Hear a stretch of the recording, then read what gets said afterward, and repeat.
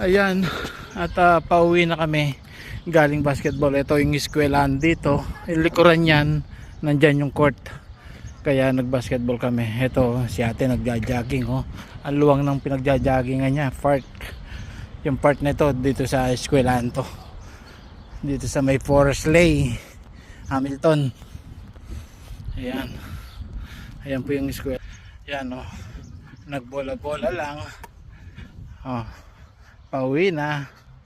Nagpapawis para pawisan. Okay.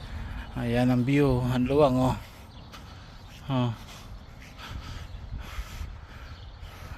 Si ate nagja-jogging.